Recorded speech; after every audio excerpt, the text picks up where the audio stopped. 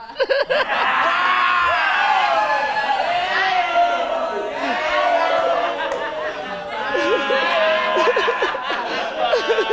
Lu ketemu sama suami lu di SMP. Satu SMP, tapi saya nggak pernah pacaran sama dia. Saya pacarannya sama anak yang lebih bandel. Oh, yang aslinya kan veteran ya kan. yang bad boy Bad gitu boy, lah. bad boy. Pas udah kawin ya lebih veteran, Pak.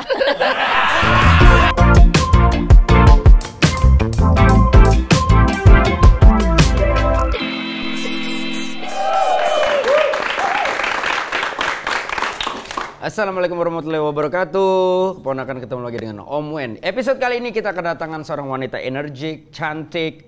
Oke, yang cantik nanti dulu kita bahas. Tapi yang pasti dia melanglang buana ke segala lini di bidang entertain. Kita sambut Ayu Dewi.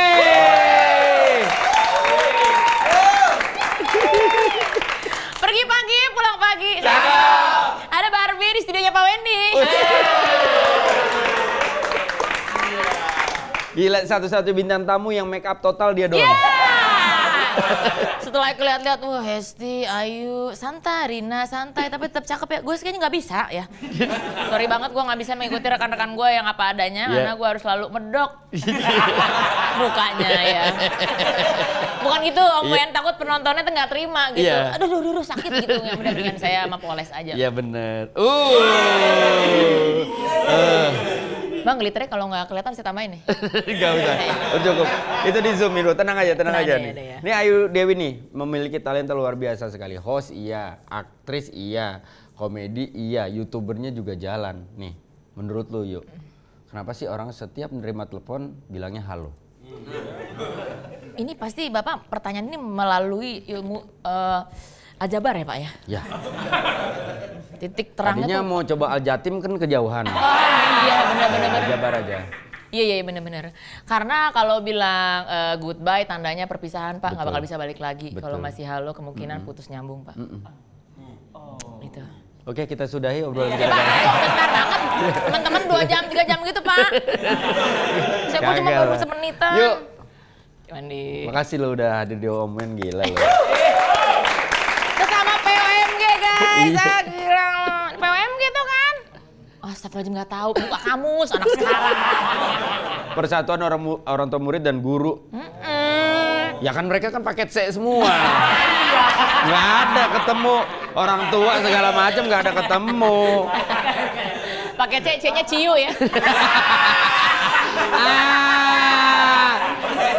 Sebelumnya mereka paket B.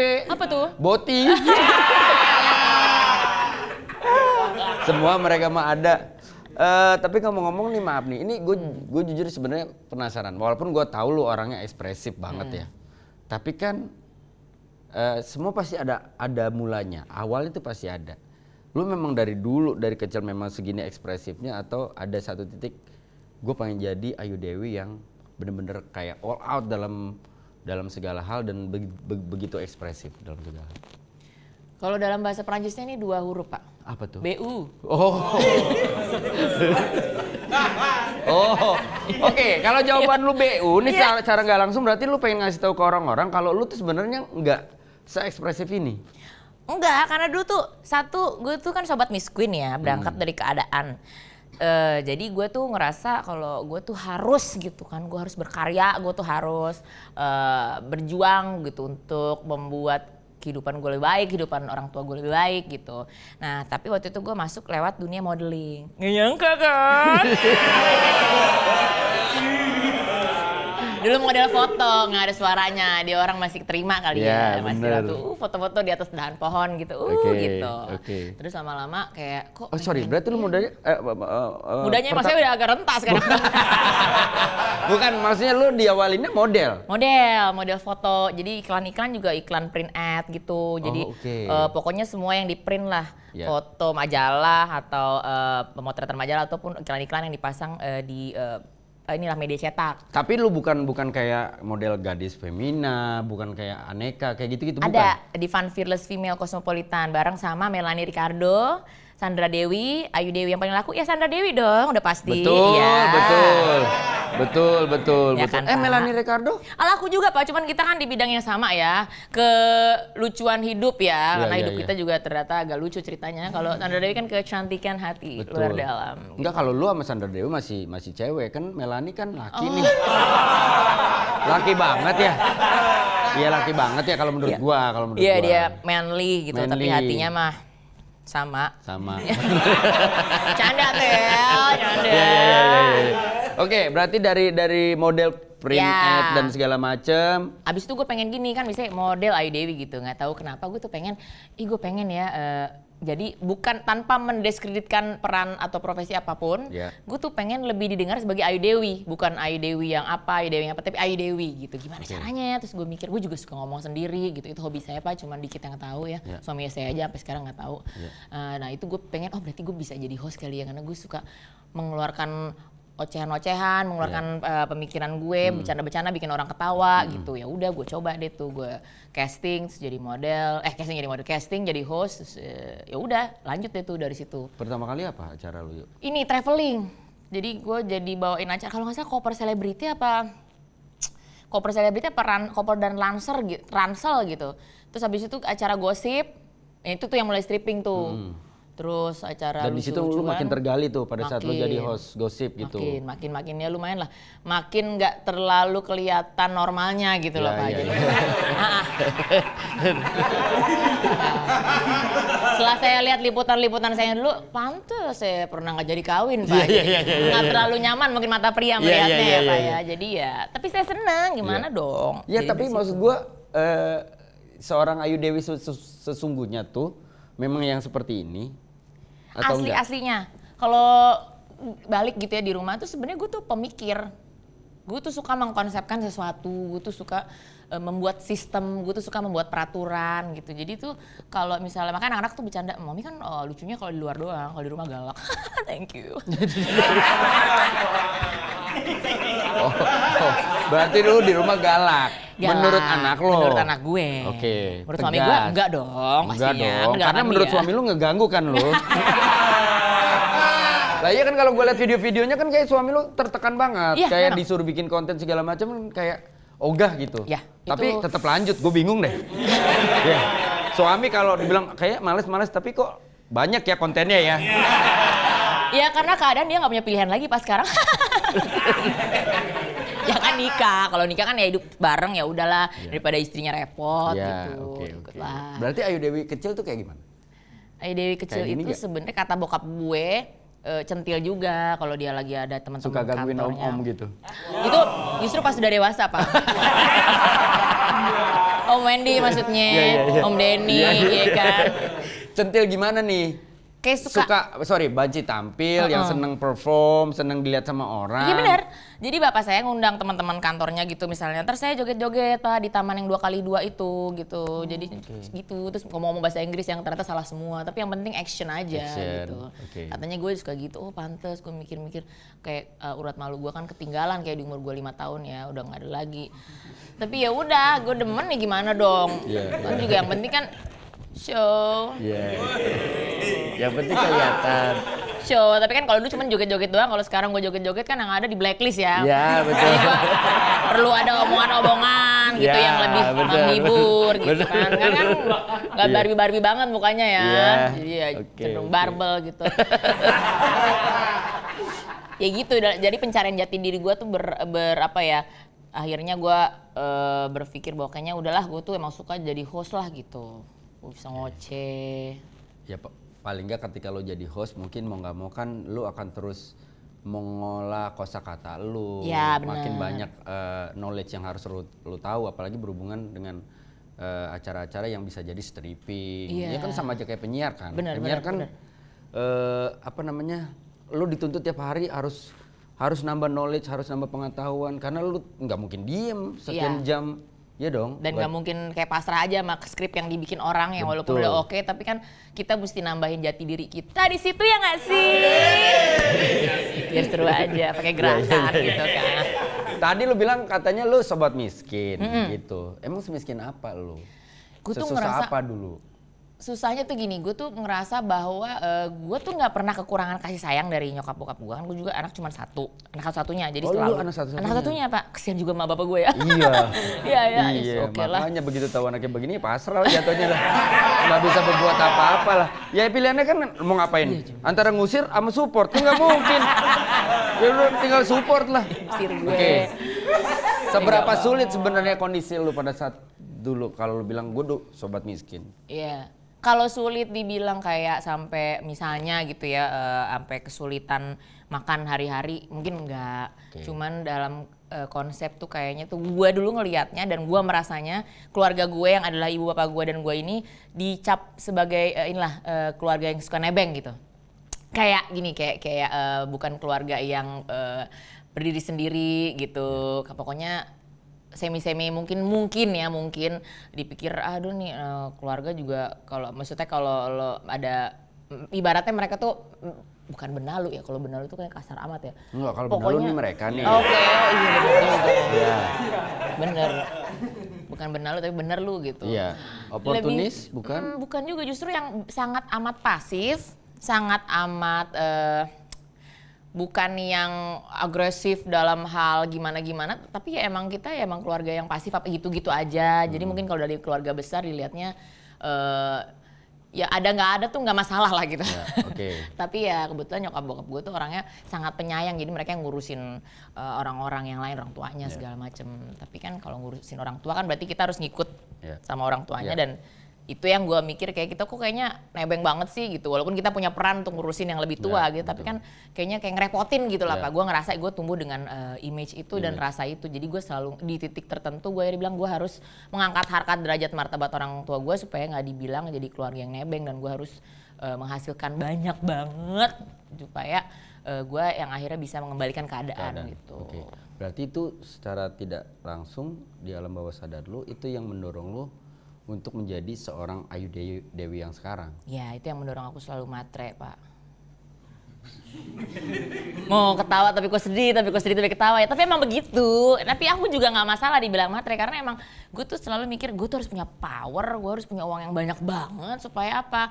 Bukan buat sombong tapi supaya nggak ada orang yang bisa ngerendahin, ngeremehin, nolak, rejection. Gue tuh paling sebenarnya kalau gue pikir-pikir gue tuh paling lemah dan paling nggak suka sama apa ya, sama rejection ternyata. Karena dari dulu gue ngerasa gue selalu ada di posisi itu, gitu. Makanya lu pengen gimana caranya hidup lu berhasil, menjadi besar, menjadi sukses supaya orang lain tidak merendahkan. Iya. Ya balik lagi, kalau konsepnya seperti itu, I do agree. Ya dong. Iya. Mungkin gue juga sama lah. Kita berada di posisi bahwa zaman dulu kasarnya mungkin keluarga yang lain mungkin ya berpikir bahwa ini keluarga biasa-biasa aja, kayak nggak patut diperhitungkan gitu, ibarat kata gitulah ya. Tapi ya mungkin akhirnya itu jadi motivasi, bener kata lu sih ya, ketika kita berhasil kan sebenarnya bukan lagi pengen menyombongkan sesuatu, tapi justru membuat sebuah kondisi supaya orang lain tidak merendahkan kita. Betul. Dan rasa kayak marah atau rasa kecewa sama dulu yang orang-orang atau sosok-sosok yang pernah mengecewakan orang tua gue gitu, ibu gue, bapak gue, itu udah nggak ada di gue gitu.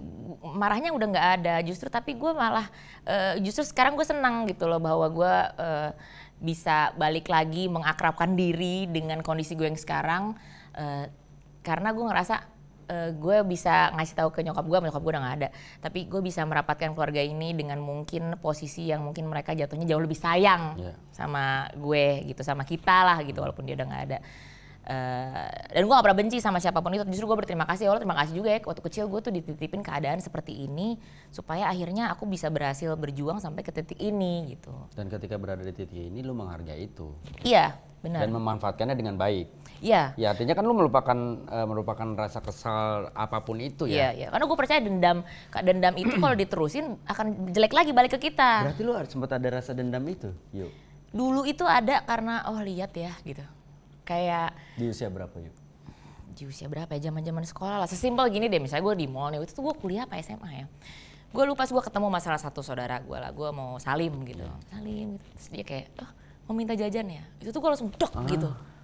Waduh, kok gini ya gitu. Mungkin simple kali ya, mungkin untuk beberapa orang kali cuman gitu doang. Tapi menurut gue kayak itu adalah luka yang mungkin gue langsung lari Pak, saya cepat-cepat lari. Bukan apa, saya takut kalau lama-lama di situ ntar saya nangis atau ntar saya gimana, jadi saya cepat-cepat lari. Saya takut dibilang lama-lama di situ ntar minta duit lagi gitu. Nah, bebaliknya sekarang adalah kalau ada orang yang ibaratnya jadi kayak saya gitu, atau mungkin emang orang yang beneran mau minjem duit gitu, gue justru jadi kayak kalau perlu sebelum lo ngomong, gue udah tahu kira-kira lo butuh apa gitu. Jadi gitu gue jatuhnya. Untungnya ya bukan yang langsung gue sama orang itu langsung kayak nih liatnya gue sekarang gitu kan. Kayak gitu.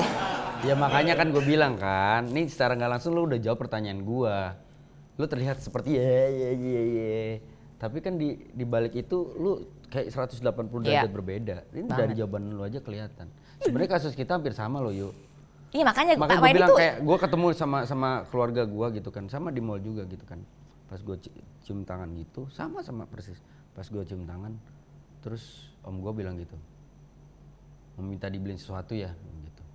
Sama, gue langsung lari, lari masuk toko. Mau ini om.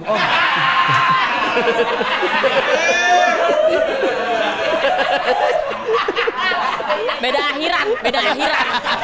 Sama beda. Aduh, tapi gue jujur sih nyesiu. Maksud gue, to be honest ya, nyes juga sih maksud gue. Nyes banget, bukan nyes juga ya, nyes banget kalau lu pernah ngalamin kondisi seperti itu, artinya kan memang sudah ada pemikiran bahwa labelitas terhadap lu dan juga maaf tentang keluarga lu sudah terjadi seperti itu gitu. Ya walaupun sama, makanya gue bilang tujuannya sama gitu. Kalau sekarang pada akhirnya mungkin balik lagi, kita nggak mau sombong ya, tapi secara nggak langsung rezeki yang dikasih ke kita menyadarkan kita juga bahwa ketika dulu bagaimana kita diremehkan orang, sekarang kita berusaha sebaik mungkin sebenarnya nggak melakukan hal yang sama kan. Karena bedanya apa kalau kita melakukan hal yang sama dengan seperti itu gitu. Tapi yang membalikan kondisi lu dari dendam akan hal itu sampai akhirnya lu berdamai dengan kondisi itu apa yuk? Bukan karena lu udah tajir, udah kaya atau udah sukses kan. Pasti ada satu titik yang membuat lu oke, kayaknya gue nggak boleh gini deh. Apa ya? Di momen-momen dimana nyokap gue tuh orangnya mellow lah gitu. Jadi dia tuh dikit-dikit nangis, apa aja dia nangisin sama dia. Nah gue tuh melihat itu tuh jadi kayak nggak boleh nangis, kita harus kuat. Jadi sambil gue ngomong ke nyokap, sambil gue mikirnya kayak nggak bisa nih, gue harus lebih kuat dari mereka dalam hal penampilan ngadepin apapun sama prestasi, karya gitu dan semuanya. Jadi ya itu kayaknya titik balik itu. Jadi sambil gue udah gue fokus kerja aja deh gitu. Sambil gue ngebuktiin semuanya tanpa gue harus ngoceh, gue punya ini, tapi sambil itu jadi kayaknya itu. Jadi masa dewasa gue pas gue udah bisa kerja, bisa cari uang, itu makanya gue gas gitu. Nyokap gue cerita apa, dia baru diginiin atau gimana, butuh apa udah dari gue, nggak usah dari orang, nggak usah minta dari yang lain. Siapa butuh apa dari gue gitu. Dan saat itu gue ngerasa gue nggak perlu ngomong sama siapa, tapi gue udah cover lo nih semua gitu. Jadi bangganya tuh ada dalam diri sendiri tanpa harus kita omongin. Iya, biasa. Gak usah. Jangan. Tepuk tangan doang. Ya nggak bisa. Justru mereka yang mau begini. Gue udah tahu mereka lagi nahan nih. Tangannya nih. Dahsyat tuh seberapa gede sih perannya buat karir lo? Yuk. Dahsyat tuh gede banget tuh kalau dipikir-pikir. Yang pertama kali ngajak gue ke Dahsyat tuh almarhum Olga. Abis dari kita punya acara di salah satu TV, bukan TV-nya Dahsyat, Eka kan dapet musibah yang alhamdulillah ternyata berkah ya, nggak jadi kawin Pak, gitu kan, udah pamit di TV, besoknya ada lagi, nggak jadi kawin guys, maaf gitu ya. Iya. Terus gitu belum balik lagi nih ke TV, lagi sedih-sedihan di rumah, dijemput tiba-tiba sama gendang, dong, akhirnya balik lagi, dan abis itu nggak lama sama dia dikenalin lah, dibawa ke Dahsyat gitu, akhirnya udah, alhamdulillah. Ya udah jalan di situ, dan di situ bener-bener belajar yang nggak pakai buku, belajar langsung praktek tuh di situ Pak, jadi host tuh gimana harus cepet responnya, gimana kalau orang tuh ngomong apa kita harus langsung nyamber apa. Bengong diomelin Pak, cut iklan, di belakang bisa diomel-omelin abis-abisan. Tapi kan kalau kita zaman dulu oke ya diomel-omelin, kalau sekarang mungkin anak-anak lebih ini kali. Dulu tuh bisa dihabisin pas istirahat, gimana sih kalau ada yang ngomong lo harus cepet gini nih. Oh jadi kita belajar di situ bener-bener selama dahsyat di awal tuh belajar, oh kalau gini tuh mesti gini gitu. Berarti lu dahsyat awal banget? Enggak? Setelah zamannya Ola sama Jedar tuh. Iya zamannya segitu. Jadi nggak yang awal banget, kalau yang awal kan Luna, Raffi, Olga, terus siapa lagi Eke yang abis Ola gitu. Nah terasanya di situ, makin terasanya kalau secara sense of comedy lo. Iya terasa kencang banget ya belajarnya di situ, di tempatnya banget tuh di situ tuh.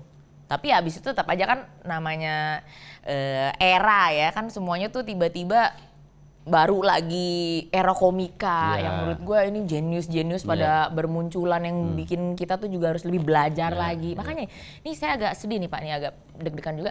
Ini Kiki Saputri kan bahaya laten ya buat saya. Dia nggak ada tandingan loh, dia satu-satunya yang disuka dipanggil, diundang para pejabat-pejabat untuk merosting. Kan kalau kita kan MC kadang-kadang mesti sopan segala macam. Dan komika tuh kan berangkat dari keresahan ya. Betul. Nah, apalagi Kiki sekarang udah nikah Pak. Betul. Keresahan paling banyak adalah terjadi saat pernikahan. Betul. Ini kemungkinan tambah bahaya lagi nih si Kiki nih Pak. Lah, kalau misalkan lu udah paham betul tentang konsep teman-teman stand up comedy, kenapa lu tidak melakukan hal yang sama, belajar melakukan hal itu? Nah ini yang suka saya karena tanya. Kan gue yakin lu pasti banyak keresahan. Banyak bahan Pak, banyak banget. Banyak banget. Kadang bahan saya belum keluar dari mulut saya, keluar dari mulut orang Pak. Waduh. Gimana nih? Waduh. Iya. Up and down lu kan pasti banyak banget. Iya Gitu. iyalah. Cuman nih saya bingungnya gini nih, saya pengen nanya nih sama teman-teman komik kalau ketemu. Ini kadang-kadang kan ada beda tipis ya. Keresahan diangkat menjadi sebuah humor yang dinikmati orang banyak. Betul. Kalau angkatan saya, tapi takutnya agak beda-beda tipis sama mengungkap aib gitu Pak. Iya bener ya. Iya, saya takut dilaknat Pak. Bener. Saya bingung nih kalau saya buka masih lucu, mungkin bayaran ada, emang takut habis itu dosanya ngikut. Aja. Iya bener. Iya Pak. memang balik lagi ya, betul juga ya. Karena kan mungkin akan menjadi sulit nanti orang menilai, apalagi kalau kita ngebawainnya ternyata salah, ya kan? Metodenya salah, akhirnya orang bingung ngebedain apakah ini sebuah stand up atau sebuah curahan hati. Itu dia. Itu masih saya pikirin Pak. Ntar kalau saya udah ada jawabannya saya kontak Bapak, tolong sponsorin ya Pak, bikin panggung komedi buat saya. Oke. Gua sponsorin beneran kalau beneran lu mau stand up, tapi syaratnya cuma satu. Apa tuh Pak? Keluarin semua aib lo.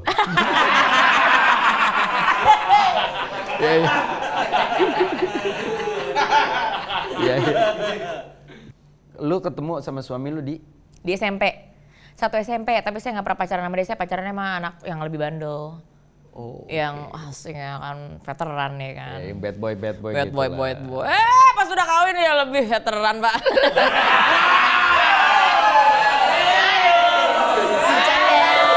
Bercanda Pak kemana? Iya. Oke. Astaga gila. Sumpah demi Allah gua arahnya gak ke situ. Sumpah beneran. Gue cuma nanya kenal di mana. Oke, berarti seangkatan atau dia seangkatan. Lah dia waktu SMP sosok yang seperti apa menurut lo gitu? Sampai akhirnya lu nggak ngelirik dia. Ya bandelnya nggak seberapa sama pacar saya waktu itu Pak. Ini yang ini lebih bandel, jadi lebih kayak wow gitu, menantang gitu kan. Jadi saya pacaran, dia bandelnya paling kayak bunyi-bunyiin bolpen di meja, terus gurunya keganggu disuruh keluar gitu. Pantesan saya jarang lihat dia sih, emang sering disuruh keluar sama guru. Oh gitu. Tapi bukan karena berantem, bukan karena apa, gara-gara bunyi-bunyiin inilah, gara-gara resek kali ya menurut gurunya. Iya. Udah, habis itu cuma mentok kelas 2, habis itu dia pindah tuh ke mana lah gitu. Jadi saya nggak ini banget, terus abis itu ketemu lagi di Friendster. Oh iya. Gara-gara fotonya dia pakai turtleneck, Pak. Turtleneck kan berarti sekolah luar negeri orang kaya nih. Gue deketin gitu, Pak. Dan namanya juga matre, nggak apa-apa dong, ya kan? Bener. Tuh, udah kelar gitu kan pas kuliah, pas udah kerja gitu deh. Pas udah kerja, pas liat Friendster-nya, oh gitu. Gak tahu aja padahal lagi patah tulang tuh leher. Gift, pakai gift. Iya, pakai. Untung beneran anak orang kaya. Iya. Akhirnya lu deketin pada saat sorry, lu yang deketin atau dia yang deketin? Ya gue lah, seperti biasa. Nggak, gue mah nggak deketin, gue cuma nitip salam. Kan temen SMP dulu, ya kan ada tetangganya nitip salam gitu. Udah, tapi ya selama udah gedenya itu sama dia tuh cuman deket, nggak pernah dipacar-pacarin, Pak. Emang dia dulu emang nggak mau punya pacar. Dia cuma deket-deket doang, udah deket-deket doang nih main capsa nih, deket-deket doang. Deket-deket doang, udah habis itu udah akhirnya begitu saya ada yang mau nikahin gitu ya, mungkin dia agak kayak kaget gitu, kaget nih ada yang mau nikahin nih gitu. Terus kalau nggak salah dia bilang sama sepupunya, ya pokoknya kalau dia nggak jadi kawin gue kawinin.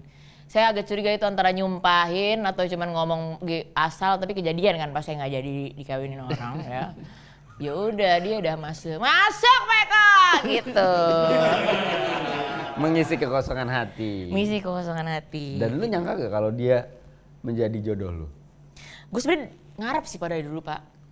Kayak gue sukanya tuh sama dia sebenarnya dari dulu. Gitu. Jadi rumahnya dulu deket SMP saya gitu kan, anak Jaksel. Kan saya ngimpi-ngimpi banget Pak pengen jadi anak Jaksel, nama juga. Lah emang lu di mana dulu? Aduh, jauh banget dah, Pak. Dari dulu Pondok Gede terus pindah ke Kemayoran gitu. Saya kadang-kadang sekolah kan Jaksel tuh jadi nyebrang, enak banget kali jadi anak Jaksel ya gini. Orang kaya nih semua di Jaksel gitu. Dari kecil mas saya ada impi-impian begitu. Gitu. Udah akhirnya setiap lewat mau ke sekolah SMP saya tuh ngelewatin kompleknya dia. Tapi dulu kan belum suka sama dia, cuma tahu sih tinggal di sini gitu. Udah. Akhirnya sekarang saya tinggal di situ, Pak. Keren.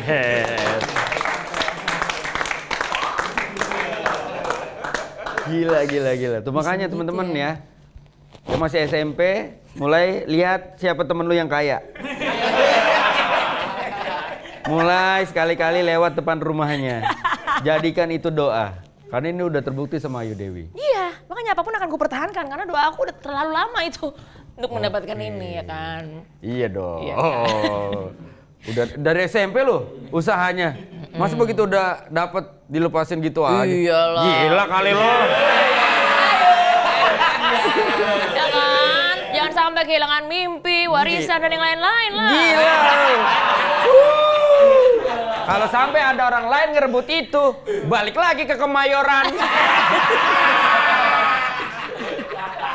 Udah dijual lagi Pak. Ya nggak apa-apa deh ya gitu. Tapi itu mimpi. Gue tuh selalu mengira gue tuh kalau gue ditanya lo tuh apa sih, gue tuh I'm a big dreamer. Gue dari dulu tukang mimpi Pak. Segala gue mimpiin, gue khayalin gitu. Alhamdulillah satu-satu terwujud. Iya.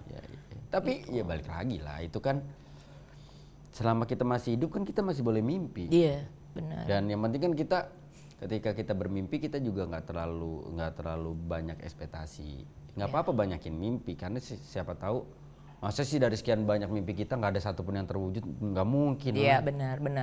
Apalagi sambil mimpi kan karena kita sambil doa juga. Doa dalam hati kita, ngucap itu kan yang terpenting gitu, dan akhirnya jadi sesuatu apalagi untuk hal-hal baik ya. Gitu. Iya. Nah, tapi pernah nggak lo bener-bener maksa suami lo untuk bikin konten? Sering. Dia bukan pernah lagi. Dia makin sengsara sejak saya mulai aktif di digital, Pak. Kalau masalah TV kan tinggal pergi, kita pergi pamit, pergi keluar.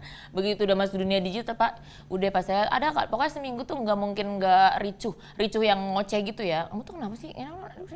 Gitu. Belum ntar kalau pas lagi syuting, yang bener dong mukanya, ulang tek ulang sinar gitu. Mas, dan itu lo yang ngarahin? Iyalah. Yang lain kan gak enak juga Pak, masa Pak senyum Pak gitu kan gak enak juga. Fruit child Eka, anak buah Eka bingung, Pak agak selfie dikit gak enak ya. Kalau gua kan lebih kayak, yang bener dong kamu mukanya ya gitu kan ceritanya senang gitu. Gua gas. Tuh, jadi ya. Dia kayak makin sengsara sih Pak. Oke, kalau boleh jujur, lu sama suami lu lebih tegas mana? Suka satu sama lain? Kalau dalam peraturan rumah, saya. Karena kayak saya nyiptain banyak aturan buat anak-anak saya gitu lah yang kadang-kadang kayak apaan sih ngapain sih gitu. Kayak setengah jam sekali mereka harus minum gitu. Itu ada di rumah saya. Iya ada handphone alarm namanya. Tuh handphone bunyi setiap setengah jam supaya anak-anak minum. Karena kalau anak-anak nggak minum ntar dehidrasi Pak. Hidup kan sekarang udah pakai AC. Ntar justru nggak kerasa kalau haus. Ribet kan? Bagus sih, memang bagus kan kita memang disarankan untuk 8 liter kan setiap Iya harinya. benar gitu. Cuma maksud gua ada orang yang sampai segitu niatnya bikin peraturan sampai alarm. Itu saya Kalau sampai nggak dilakukan? Ya, terus saya ngoceh-ngoceh aja. Misalnya ntar anak saya kenapa gitu tuh kan, pipisnya warna apa gitu, ntar saya cek. Ini berarti kurang minum gitu. Udah aslinya pas saya ribet, makanya anak saya, aduh mami tuh ribet banget tau gak sih, mami tuh ribet gitu. Apalagi yuk, ih aneh. Iya Sorry itu anak-anak Eke, terus apa ya kalau yang ribet-ribet lagi ya. Karena cuma anak-anak saya apa yang saya bisa ribetin. Suami saya nggak bisa, ya makanya saya bikin peraturan.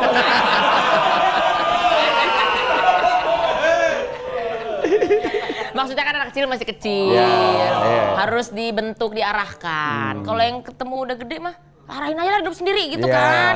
Bener. Udah susah, udah ketemu gede gitu. Jadi biar ada lebih baiknya. Ya standar lah saya cium tangan kalau ketemu orang gitu. Kalau ngomong orang matanya ditatap gitu Pak. Peraturan. Berarti lu tegas banget sama anak lu. Anak lu cewek kan?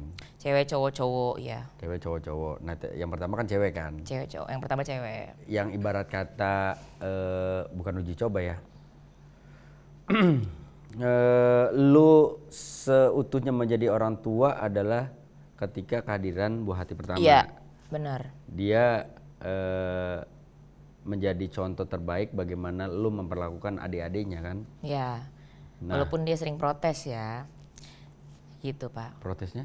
Karena kan makin kesini kan kita makin belajar ya gimana cara ngadepin orang seperti sifat orang itu. Betul. Zaman dulu kan kita makan, semua makan gitu kan. Minum sekarang tuh nggak bisa. Yang ini ngomong mesti bisa makan yuk nak yuk di jam segini nih. Sayang ganteng soleh makan yuk gitu. Ntar baby udah makan gitu. Nah anak yang gede, kamu itu kalau sama Akil nggak pernah marah loh. Sama Akil aja marah mulu. Bukan gitu kak, gitu loh. Jadi saya berhasil nih di yang tengah cara masuknya. Tapi si yang satu ngeliat yang satunya kok gitu, curang nih gitu-gitunya. Jadi makanya kayak oh ini emang mau menumbuhkan anak atau membesarkan anak dengan cara yang baik dan benar supaya mereka jadi orang yang benar dan bahagia nantinya ya. Kalau saya selalu mikirnya gitu bahagia. Kayaknya nggak gampang banget ya gitu. Itu tuh yang lagi saya pelajarin tiap hari. Parenting gitu. GGP lah saya gila-gila parenting. Gitu. Lah berarti modelan parenting lu sama suami lu gimana? Ya beda dong. Good cop? No, I mean lu pakai cara good cop, bad cop atau gimana? Ya gue tuh selalu terlihat bad cop ya karena gue nggak playful gitu loh. Walaupun di image kerja tuh kan wah lucu, bercanda. Tapi kalau di rumah tuh saya bad copnya karena tegas. Dia main mulu Pak, bercanda mulu, main mulu, bercanda mulu, mau jadi apa gedenya bercanda mulu kan dalam hati gitu kan, tapi nggak bisa. Jadi lu lah gimana? Lu aja kecilnya bercanda, ya. Terus? Iya kerjaannya gitu, kayak suami saya kalau lagi bercanda, sini, gitu suka gitu-gitu, mas saya dipanggil, apaan sih? Sini nggak? Gitu-gitu. Terus saya bilang, jangan gitu, ntar anaknya ngeliat kalau gitu tuh boleh sama ibunya kayak gitu boleh, terus ngeliat bapaknya kayak gituin ibunya boleh. Canda deh yang gitu-gitu kan jadi nggak lucu dong, kata gitu. Gitu lah Pak yang penting. Saya sih masalah pendekatan ke anak terserah gimana, yang penting jam-jam kayak jam mandi itu jam berapa, jam cuci-cuci jam berapa, jam naik tempat tidur jam berapa, jam merem jam berapa, itu udah yang penting udah itu aja. Ada ya, maksudnya kayak jam 8:30 paling telat naik, cuci-cuci, ntar jam 9 udah harus merem, gitu. Ada tidur siang? Tidur siang kayaknya udah susah ya, yang terakhir doang masih mau, yang kedua mau udah naik gunung kalau nggak salah, udah lah. Malam, yang penting malam saya kayak gitu. Oke, anak lu pernah gak cerita gitu, pulang sekolah misalkan gitu. Tadi aku dibecandain sama teman-teman karena ibuku komedian, ibuku rame orangnya. Pernah gak ada cerita-cerita kayak gitu? Ibuku artis gitu. Kayak kalau yang gitu banget tuh enggak, paling cuman Mami tadi masa ada temennya Akila bilang, Akila aku mau dong signature mama kamu gitu. Kelurahan kali ya kan. Gila. Tapi itu juga di Samsu kali signature. Oke, terus? Tapi pasti tanya, emang temennya kakak tahu Momi kerjanya apa? Nggak juga sih, gitu-gitu dianya juga gitu. Ya udah, jadi menurut aku kayaknya enggak lah, pada anak-anak juga sama nggak tahu persis apa gimana gitu lah. Karena Eke emang itu yang bener-bener Eke jaga. Jadi anak-anak itu adalah yang paling apa ya, di hidup kita tuh yang paling harus terjaga privasinya dalam hal apapun yang mereka harus tahu dan yang mereka belum boleh tahu gitu. Itu yang benar-benar kita jaga. Dan alhamdulillah kayaknya Eka ngerasa tempat mereka sekolah, teman-temannya mereka, orang tua temannya mereka juga sama visi misinya gitu loh. Jadi ya so far anak-anak alhamdulillah ya udah tetap ngerasain masa kecil selayaknya anak kecil yang lainnya, nggak yang ya kayak yang udah kayak lebih dari umurnya mereka gitu. Saya ngeliatnya gitu ya, mana anak kecil ini masih ya kayak kelakuannya kita zaman dulu di umur-umur itulah gitu. Lu tetap ngejaga itu. Itu yang saling sangat amat jadi prioritas hidup Eka. Kok lu bisa kepikiran seperti itu, Yuk? Karena ya itu karena GGP tadi, gila-gila parenting. Terus itu di sekolah anak-anak juga diajarin kayak misalnya nih sesimpel kita lagi liburan di luar negeri. Kan kalau di luar negeri tuh bule-bule ya punya kebiasaan yang di luar kebiasaan kita lah gitu. Misalnya kalau kita kan cium tangan, mereka cium yang lain gitu ya. Misalnya lagi liburan terus tiba-tiba anak kita ngeliat misalnya ada pemandangan bule cium ubun-ubun gitu misalnya ya. Ya kan, kita nggak tahu. Nah itu saya sempat dengar kalau anaknya nggak ngelihat, misalnya dari sisi pandangnya dia aja nggak nyampe ke sono sini, kita nggak usah ribet buru-buru. Itu tuh tadi nggak apa-apa, tau itu ubun-ubunnya bukan karena dia ketempelan, nggak usah gitu. Jadi kita lihat situasi kayaknya dia aman, oke. Nah tapi kalaupun dia ngelihat tunggu sampai dia tanya. Jadi saya udah kita tunggu aja sampai dia tanya. Tapi kalaupun ada hal-hal tertentu yang di luar kuasa kita, yang mungkin di luar tuh heboh, yang paling kita jaga adalah kita ngebekalin sama anak-anak kita, ini dunia tuh lagi kayak gimana sih gitu. Kayak dunia itu banyak informasi yang akan berlalu lalang dan gak semua informasi bener. Ada informasi yang sifatnya tuh cuman lalu lalang aja. Isu gitu-gitu, itu yang kita bekalin, hoax gitu-gitu. Kan udah tahu kan di sekolah juga banyak belajar gitu. Jadi kita bekalin ke mereka gitu, cukup sampai nanti mereka akan bertanya hal-hal yang mereka baru tahu atau mereka pengen tahu gitu. Ya tapi balik lagi kalau kita ngomongin masalah parenting kan works di lu belum tentu works di ya, gua. Benar, beda-beda. Kita kan punya pengalaman berjalan melihat anak-anak kita seperti apa, apalagi anak-anak ya kebetulan anak kita sekolahnya sama dan bisa dibilang seumuran juga. Iya. Jadi tahu persis lah handle anak yang satu begini, handle anak kedua begini. Betul. Handle anak ketiga begini gitu. Jadi nggak ada sekolahnya juga jadi orang tua. Nggak ada formula, nggak ada sekolah. Tapi hati anak-anak lu buat lu apa? Wah, apa ya, anak-anak tuh kayak pegangan, apa ya, senderan, pegangan, passion gitu. Penguat gak? Penguat. Itu waktu itu waktu ibu saya meninggal tuh saya kayak kehilangan separuh nyawa gitu Pak, karena saya anak satu-satunya terus deket banget sama dia. Terus saya cerita sama satu orang sahabat saya, kayaknya kok berat banget nih ya gitu. Terus dia bilang, gimana ya gue? Terus dia bilang, tapi sadar gak sih? Kan saya bilang dulu, ibu nih penguat gue gitu. Terus dia cuma bilang, tapi lo tau gak, lo tuh dikasih anak 3. Mereka tuh sebenarnya penguat lo. Terus kayak baru, oh iya ya gitu. Jadi memang ibu udah gak ada, tapi anak-anak ini butuh lo gitu. Dan mereka adalah penguat buat lo supaya lo jadi sosok yang lebih baik untuk mereka dan juga anak dari almarhumah yang juga lebih baik juga karena udah menjadi ibu yang baik buat anak-anak. Gitu. Boleh suruh tepuk tangan gak nih Pak? Anak-anak pasti bagus banget. Menjadi penguat terbaik. Iya, penguat. Dari setiap masalah-masalah yang lo hadapin. Iya, karena mereka adalah hal yang pertama kali gue pikir. Jadi mungkin nih kalau ada orang, misalnya kan saya suka apapun deh ya konten yang saya keluarin pasti ada lah komen. Gimana sih caranya bisa sekuat Bu Ayu, gimana sih bisa sesabar Bu Ayu gitu ya. Gue cuma pengen ngobrol sama semuanya kalau coba lihat suatu hal tuh as a case, jadi suatu kasus. Jangan pure pakai perasaan. Lihat ini sebagai suatu kasus, gimana caranya ya nanggulangin kasus ini supaya orang-orang yang ingin kita lindungin bener-bener terlindungi.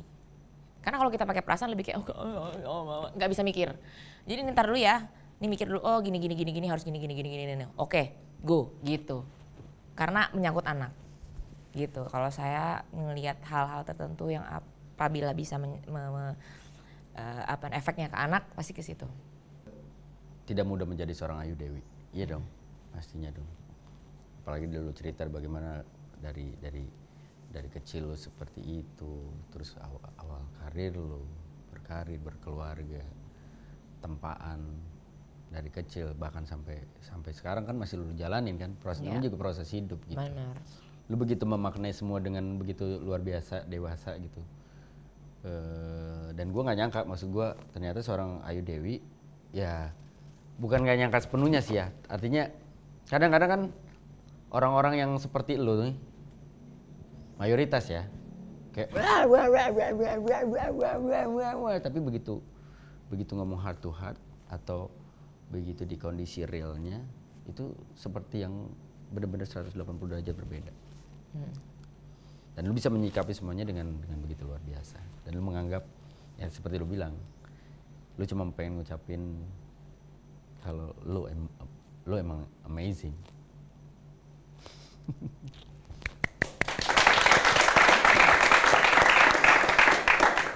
Bu Ayu, kalau boleh tahu ada agak 3 hal yang orang lain belum pernah tahu, nggak tahu, entah apapun itu, hal remeh, hal receh tentang seorang Ayu Dewi. Yang tentang Excel gitu ya, aduh 3 hal. Bingung apa ya? Sebenarnya ambisius. Kelihatan gak sih ambisius Pak? Enggak terlalu kelihatan saya. Enggak. Oke. Saya ambisius. Terus yang kedua pemikir, kelihatan gak sih? Kayak ngerotak ya? Pemikir banget gitu. Terus yang ketiga apa ya? Saya suka deep talk. Kelihatan nggak? Nggak juga ya? Pada nggak banyak lihat tuh ya? Nggak, mungkin karena kan ketutup sama lu yang Iya rame juga. yuk Iya, gitu iya, loh. iya. Karena apalagi lu kan juga punya banyak geng kan dalam pertemanan lu. Apa aja sih geng lu? Nggak banyak sih Pak, cuman itu aja sebenarnya. Cuman yang satu anggotanya banyak, jadi kesannya kayak banyak banget temennya Oh gitu. iya. Bah itu juga ngumpul jarang, sibuk-sibuk banget orang. Itu juga gara-gara arisan, alhamdulillah tapi dipertemukan di arisan ya. Ada geng cendol, ada geng menteri ceria gitu. Betul. Udah mah itu doang. Sama geng ibu-ibu sekolahan anak ya, itu yang paling banyak Pak. Tapi to be honest, di lubuk hati lu terdalam, lu emang seneng. Gini, gue tuh people pleaser sebenarnya. Gue tuh seneng kalau orang seneng gitu. Jadi makanya kalau udah capek tuh kayaknya gue kalau udah total gitu ya gue suka capek gitu. Karena gue ngasih buat orang terus gitu.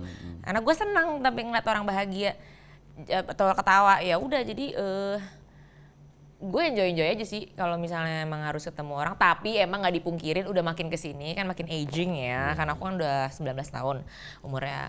Terus jadi kadang tuh kayak udah nyampe rumah. Iya. Masih kenceng loh nggak ngeliat. Iya. Kayaknya emang lu kekencengan dan ngikatnya dari sini. Jadi kayak ketarik banget gitu. Kayak ketarik banget Iya gitu. bener. Iya. Jadi kayak bisa tarik benang. Tapi suatu saat nanti kan siklusnya akan katanya akan seperti itu. Semakin lu tua, pertemanan lu akan semakin dikit.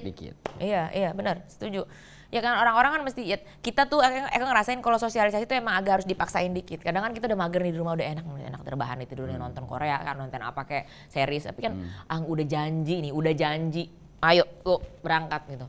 Karena kenapa saya percaya kalau udah janji itu berarti orang tuh udah di pikirannya dia mau ngarapin mau enggak kita mau ketemu nih. Terus kita dengan gampang aja capek ini alasan kan bisa 1000 macam ya. Cuman gara-gara sebenarnya kalau kita paling tahu malas gitu. Janganlah kan silaturahmi itu aja mesti dipupuk. Ntar kita nggak tahu kita butuh apa, dia butuh kita segala macam tuh harus dipupuk gitu. Tapi kalau masalah makin kesini teman makin dikit ya emang bener sih. Karena makin kesini teman makin ada, makin banyak yang minjem aja gitu.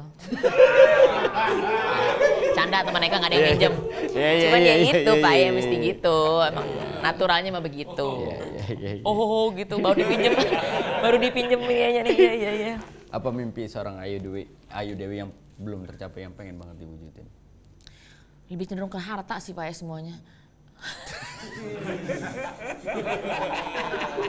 Saya pengen punya lapangan tenis. Punya sendiri ya. Oke. Punya sendiri gitu kan, ngayal aja gitu. Terus udah gitu pengen punya mobil gitu, segede-gede huha gitu loh. Halu-halu mimpinya Pak, cetek gitu, receh kalau kata anak sekarang mah. Nggak ada juga nggak apa-apa gitu loh. Terus ya sama pengen selalu ini aja, pengen selalu punya platform yang emang orang tuh selalu seneng lah kalau bisa ketemu di platform itu atau bisa lihat karya saya gitu. Berarti lu pengen punya mobil gede, terus lu juga pengen mobil gede, mobil sport, terus udah gitu pengen punya lapangan tenis, terus kalau lu bisa nggak mau coba beli kayak bus gitu terus dalamnya lu bikin lapangan tenis? Ya kan sekalian aja. Nah lu beli mobil sport, lu parkir di lapangan tenis di dalam bisnya. Oh, ini mobilnya jatuhnya kayak Bantar Gebang, gede banget ya Pak? Bener. Gede banget tuh, gede banget itu. Ya pokoknya kita doakan lah, Amin, ya Allah. semoga semua impiannya Ayu Dewi bisa terwujud. Amin. Apapun itu, yang penting Semoga. Ayu Dewinya tetap bahagia, Amin, ya Allah. tetap jadi wanita kuat, wanita hebat, Amin, ya Allah. tetap menjadi ibu terbaik buat anak-anaknya, tetap jadi istri terbaik buat suami tercinta, bahagia selalu pokoknya. Amin ya Allah, pokoknya ini doa yang sama untuk Pak Mendy dan insya Allah Pak Mendy juga kan udah pengen beli mobil ya jadinya saya. Gak ada. Ya jadinya. Gak usah DP Pak. Gak, dia jadi pinter aja. banget loh. Bini gue kan tadi sempet nih jemput anak gue sekolah, terus bini gue udah balik, dibahas lagi masalah mobil. Kan kampret. Kayak tahu timing Dengan gitu. Pas banget tau. Yuk, kalau boleh disebutin satu kata yang mewakili atau mendeskripsikan hidup lo. Satu kata Pak.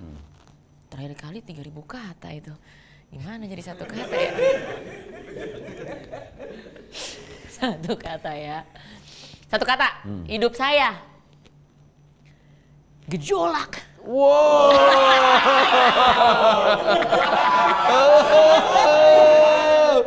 Gejolak Kaula muda. Iya kan? Tapi apapun itu, Ayu Dewi menjalani semuanya, gue melihatnya masih penuh dengan cinta. Oke, ponakan ingat ya, cinta bukan sesuatu yang kamu temukan.